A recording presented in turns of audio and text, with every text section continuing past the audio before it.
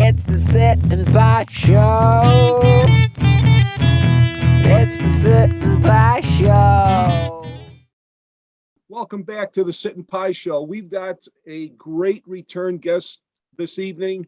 Where we've been following her basketball journey, and she has gone from a champion with the Chicago Bulls to a state champion with the Carmel High School girls team. We'd like to welcome back Karen Stack Umlauf to the Sit and Pie Show. Karen, welcome back. Oh, great to be back. Thank you for having me, guys. Great.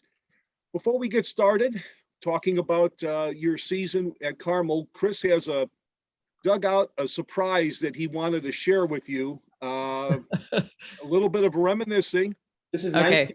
I better get my glasses on here. All right. This is 1989 media guide, 88, 89. Okay. And I got to figure out how to do this. And there you are where my finger is covering you up. But oh, yeah. Looks kind of like my daughter does right now, I guess. Yeah. That's so funny. Oh, geez. The hairstyles were great, right? Not that mine's much better right now, just back in a ponytail, but yeah, no, that's funny. That's like a trip down memory lane to see that for sure, with all the people that we were all very young, starting with the Bulls at that point. Right. It must have been like your first year or two, right? Wasn't it? I started in actually near the end of 85.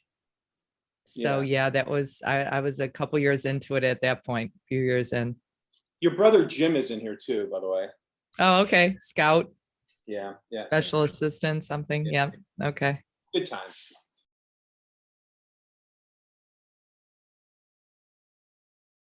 All right, Karen, if you can go into a little bit about how it came about that you ended up at Carmel coaching. How did that relationship begin?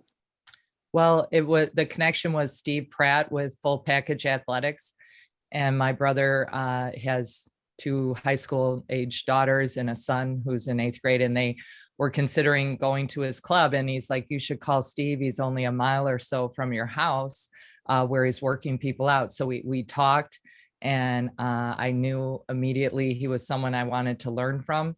And so even the next day he said, meet me at this basketball warehouse. It was like Phil Handy from the Lakers was there doing a video with Jewel Lloyd doing, individual kind of workouts, where he was going through a lot of things. But anyway, so Steve was also assisting at Carmel, and he knew Coach Ben Berg there.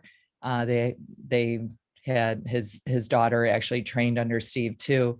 And so I was actually looking at some other situations at the time, a couple, local smaller college jobs. I looked at another high school job. And then in the end, he said, hey, Coach Berg really wants you to give him a call. And he is looking for an assistant, just because Steve wasn't able to do it with the time commitment. So I called Coach Berg. I realized I was very aligned with him. And I was also coaching a couple of the girls on the Carmel team that summer in Full Package, Ashley Schlabowski and Katie Brunk, and wonderful players and young women. And I knew it was something I really wanted to do.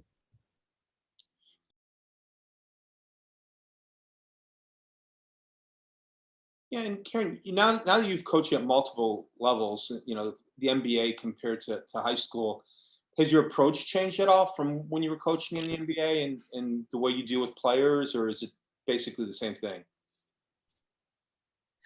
Oh, it's very different in the sense that in the NBA, I mean, I took a leap from front office, not really having much coaching experience, but a lot of basketball.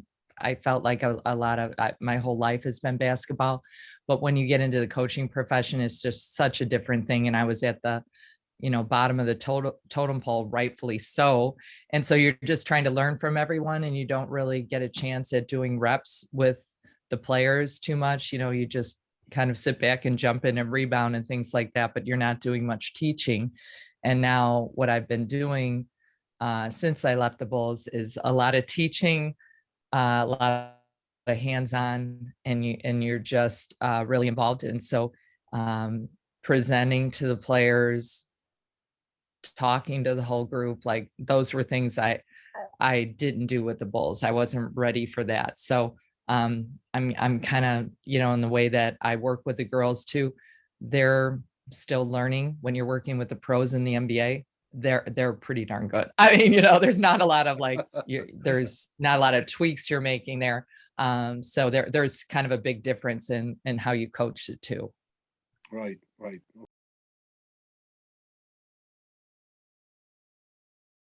Okay. So about this team, magical season, state championship in Class 3A. At the start of the year, what were the expectations for this group? We knew they were a really talented group. They were only 6-9, 6-10 the year before with a shortened season with COVID. But, we have Jordan Wood, she's just scratching the surface of what she's going to be. And then Grace Sullivan, she, as a senior, she just improved so much. I didn't know her before, but I can say just her growth through the year. So when you have two Division I players like that, you can have something special. And then our guards finally, as sophomores, we had two sophomore starters. They just needed to have those growing pains. And once they kind of got through, we watched a lot of film and we saw how, we could do things better, breaking the press, handling pressure, just in general, and where their openings were. Our losses early kind of helped us really grow, because I think if we won those games, you don't examine it as much. So, I knew we'd have something really good, but I didn't have the perspective because I hadn't really been in high school basketball yet. Right. But I knew if we played well and we had the girls continue to learn, we were going to have a great year. Right. So how did the momentum build through the course of the year? You mentioned you had some losses during the course of the year that helped you. As you were approaching the end of the season and looking at the state tournament, how did you feel about where you were, let's say in February, as a team?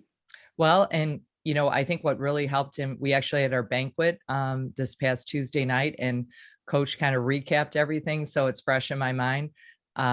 We went down, he scheduled the State Farm tournament in Bloomington, so we were already down there playing a lot of the Peoria, Bloomington area schools, and it was just a fantastic tournament. It was, we got a wide variety of teams.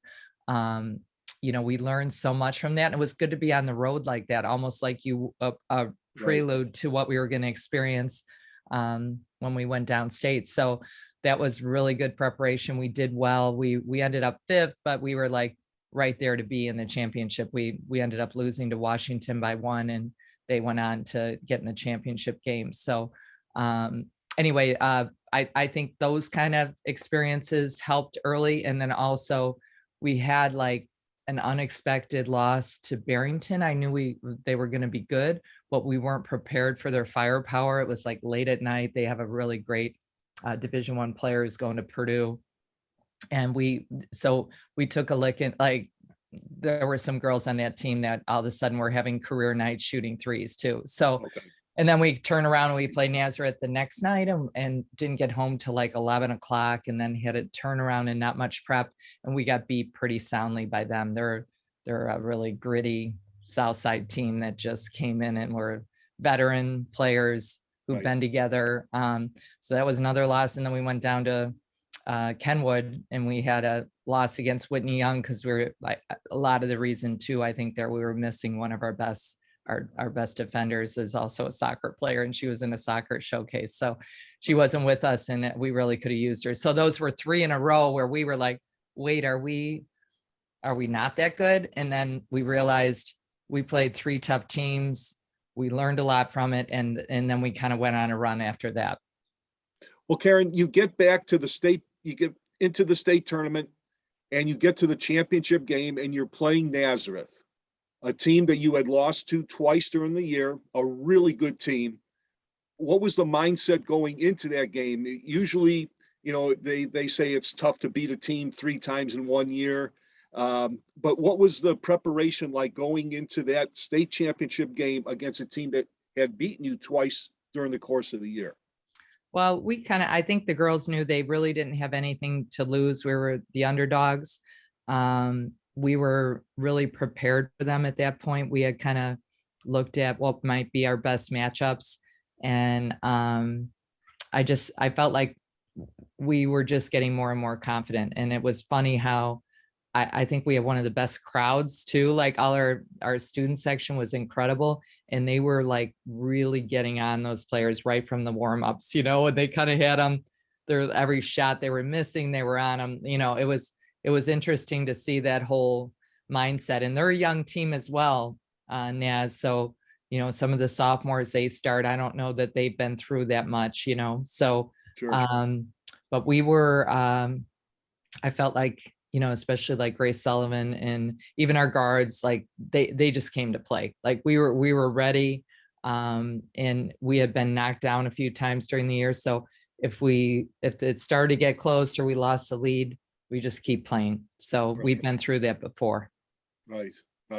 Well, again, it was, I believe, 43-39 in the championship game, beating Nazareth. And I did watch the end of the game, and you can tell the jubilation from the players. They all just, jumped on each other at half court. It was an awesome sight to see.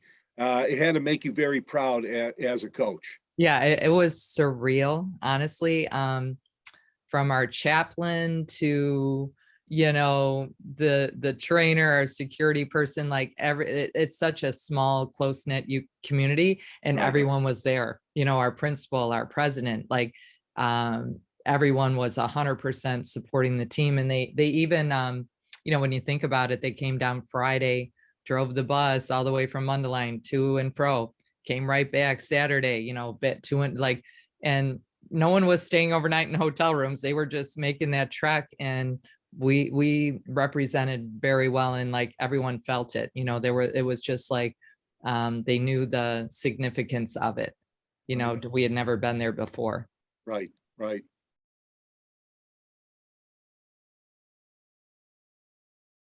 One of the exciting things is the fact that you only had 2 seniors on the team. Yeah. And one of them, Grace Sullivan, is going to Bucknell next year.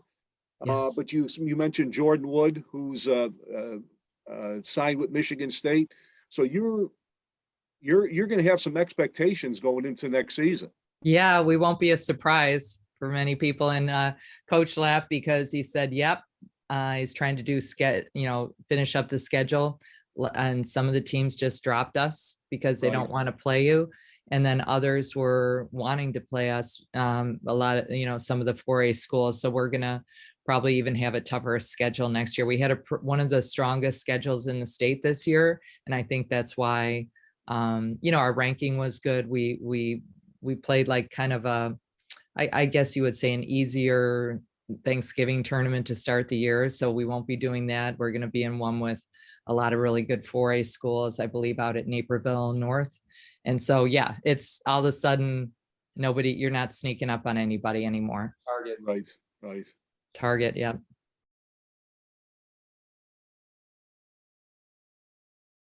I wonder, I really got into the women's NCAA finals this year, and I'm fascinated by Paige Buchers. She's a dynamo, and then Destiny Henderson was amazing. And I'm wondering, like, do you feel like the health of women's basketball is really good right now and getting stronger?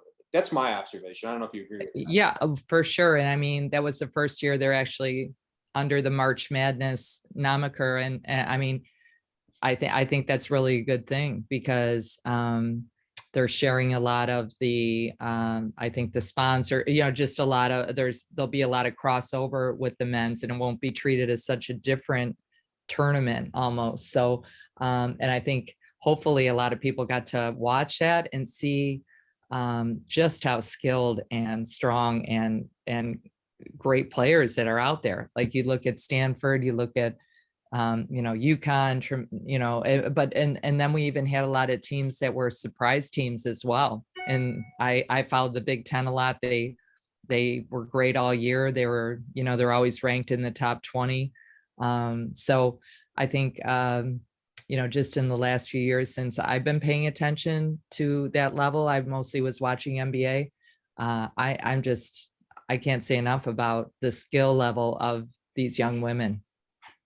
Yeah, I was blown away, and they actually run sets, and it's fun to watch them play. And it was fascinating to me. I've never really watched a lot of women's basketball, but I just was really interested in it.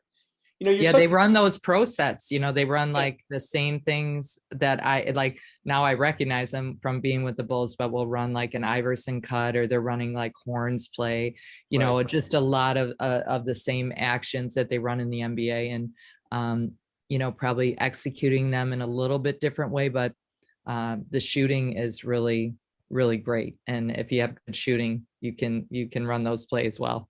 Right. Well, Karen, Chris and I are really enjoying following your basketball journey. We loved having you on our show, and we wish you the best of luck. We know you're busy coaching year round, and we're looking forward to following the Lady Corsairs next year. And we wish you the best of luck, and thank you for coming back on our show. I appreciate it too. Nice to check in with you guys. All right. Thank you, Karen. All right. Thanks so much. All righty. Thank you. Bye-bye. Okay. Bye-bye. Thanks. It's the Sit and Bite Show. It's the Sit and Bite Show. It's the Sit and Bite Show.